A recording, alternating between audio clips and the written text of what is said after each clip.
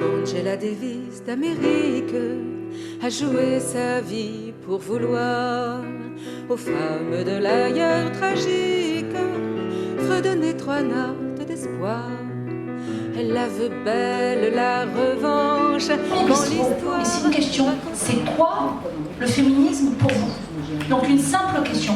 Pourquoi? Parce qu'on s'est rendu compte que le féminisme d'une personne à une autre n'a pas le même sens.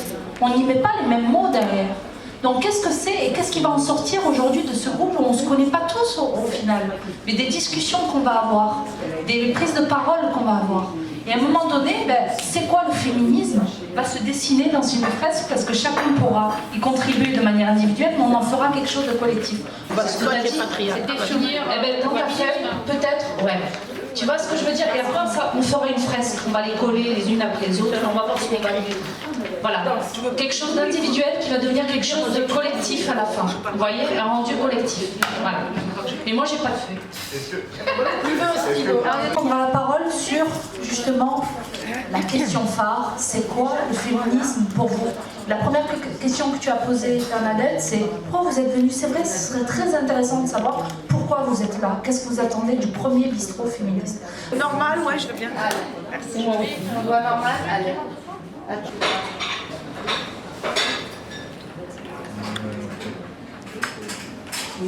Le mien, il a fait d'entrée. Tu le fais bien, c'est pas bien. C'est pas tout à vous êtes d'accord? Qu'est-ce que vous voulez que moi, par exemple, je prends... Allez, vas-y. Je lis, j'aime bien. Alors, voilà, dernière posée.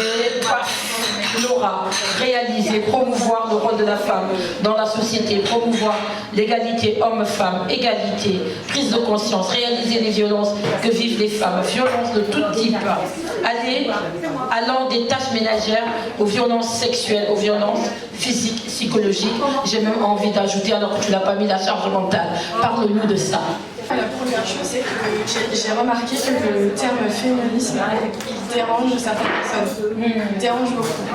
Moi, je suis là pour assumer le terme féminisme et de dire haut et fort que oui, on parle du terme féminisme, mais on ne parle pas d'un autre mot. Et j'ai l'impression que c'est un mot qui dérange parce qu'il y a le mot femme dans le féminisme.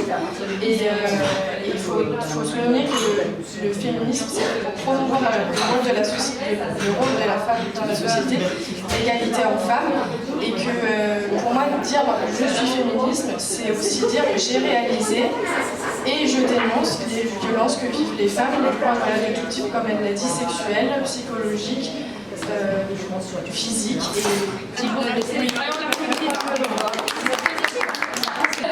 quand on subit des violences, la honte elle tombe sur nous quand on en parle.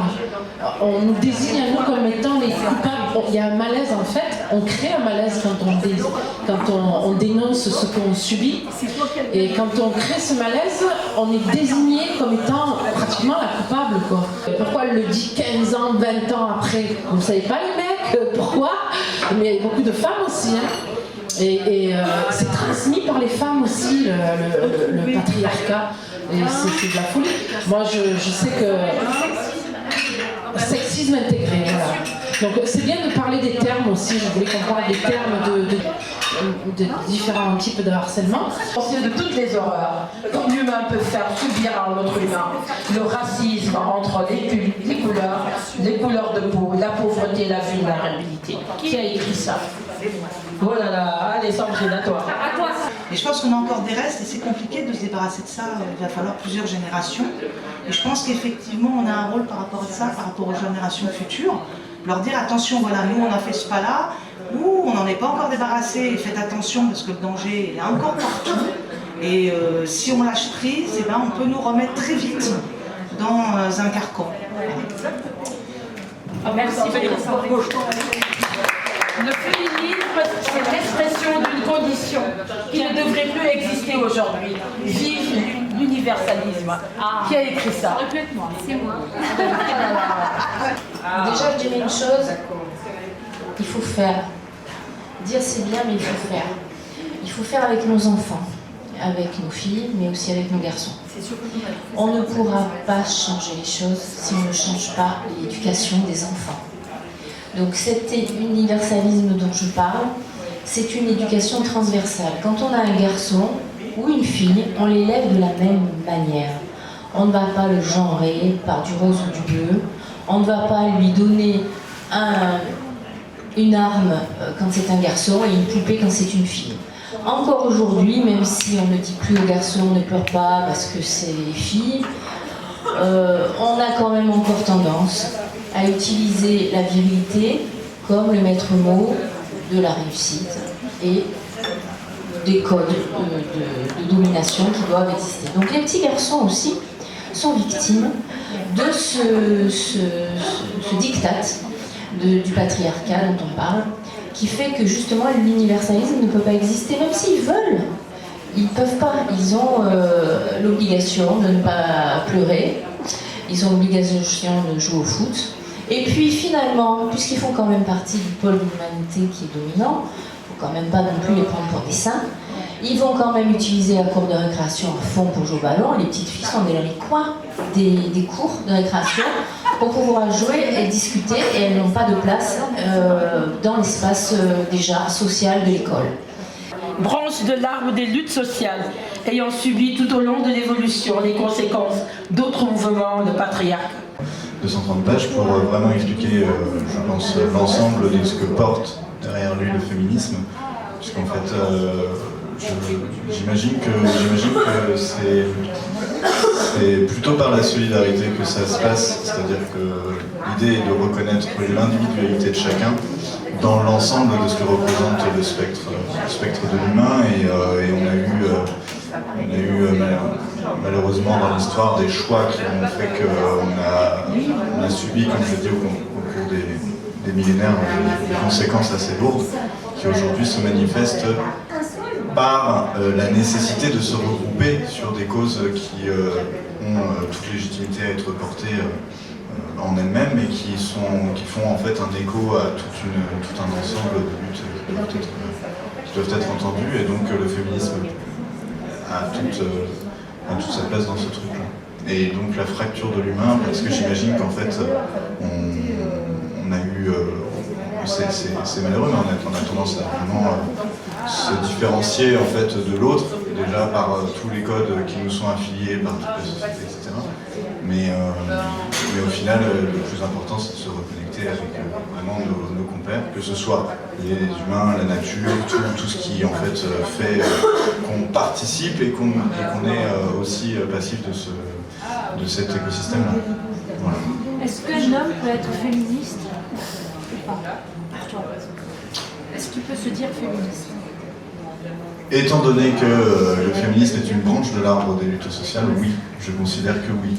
En fait, pour moi, je vais être honnête, l'association au terme de féminisme, il est assez délicat en tant qu'homme, je pense, parce qu'on a l'impression peut-être de se mettre dans une sorte de lutte, effectivement. Alors c'est intéressant parce qu'on a aussi en liette, voilà, qui n'est pas la nôtre, et en même temps, quand on en parle, on se rend compte que effectivement, c'est évidemment une lutte qui est de tous les sexes, de manière générale, et qui en fait sera le résultat d'une avancée beaucoup plus grande que le féminisme au final. Donc en fait, plus intéressant que me rattacher au féminisme, je pense que l'homme peut être féministe, mais il porte les valeurs en tout cas. Je pense qu'il est tout à fait en droit et même en devoir de porter les valeurs du féminisme, qu'il le soit ou qu'il le soit pas. Merci.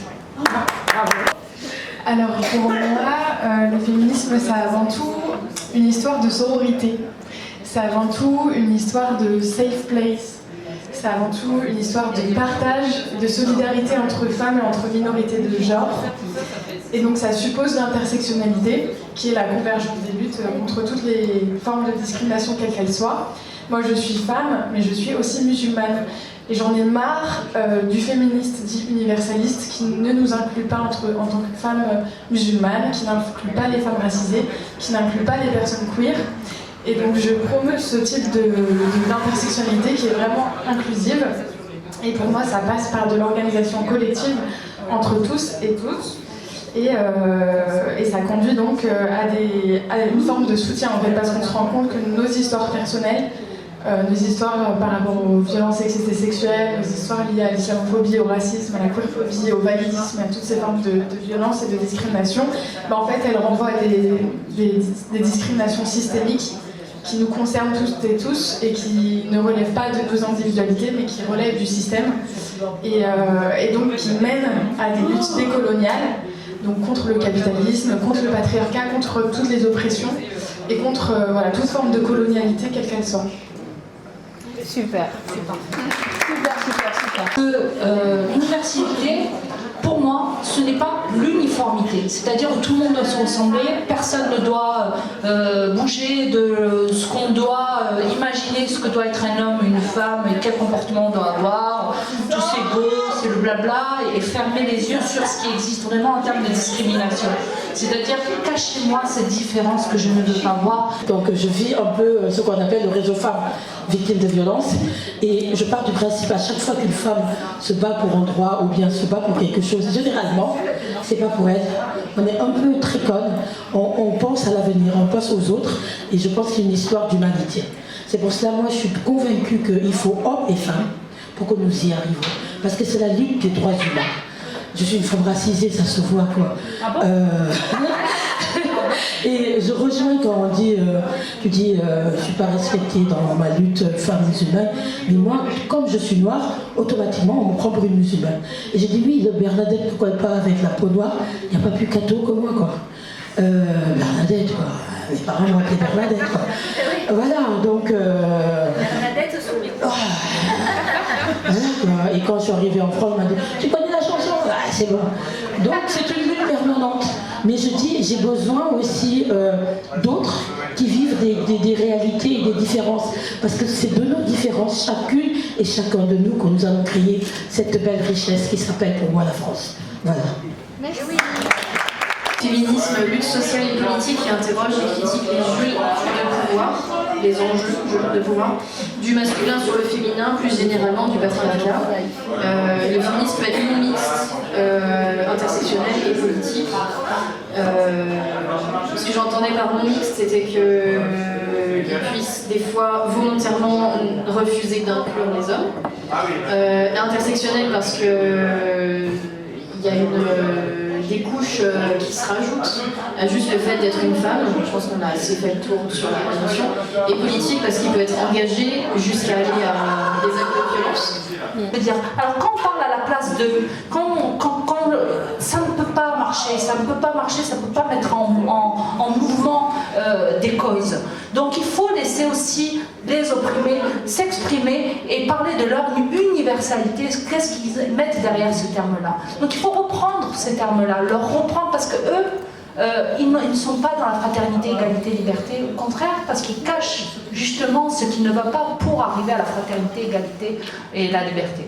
Et les garçons sont tout le temps le foot, et nous forcent à faire le foot par exemple, alors qu'en soi, on n'est pas obligé. Après, soit ils nous forcent à faire du foot, soit c'est les hommes, enfin les garçons font du foot, les filles à part. Et pas, on n'a pas le droit de faire en fait. Ouais voilà c'est ça. Ou sinon juste on fait de la danse ou on fait des sports de filles. Et donc là en fait c'est une question de liberté au final. Donc c'est pas une question de sexe. Il faut replacer les choses en fait. Il y a des femmes qui adorent le foot et elles doivent avoir le droit de le faire si elles ont envie. Et non, une feuille, parce que j'aurais rempli vraiment toute la feuille. Un livre. Voilà. Mais je voudrais insister aussi sur le fait, comme tu disais, il faut se réapproprier les mots et surtout se débarrasser du mot fonction. Parce que la femme, on lui donne une fonction dès la naissance. Et ça a toujours été comme ça. Et il faut se débarrasser de ça. C'est ce qui nous colle à la peau, on a la fonction d'être jolie, d'être ceci, de tout ça, surtout d'être en compétition avec les autres femmes.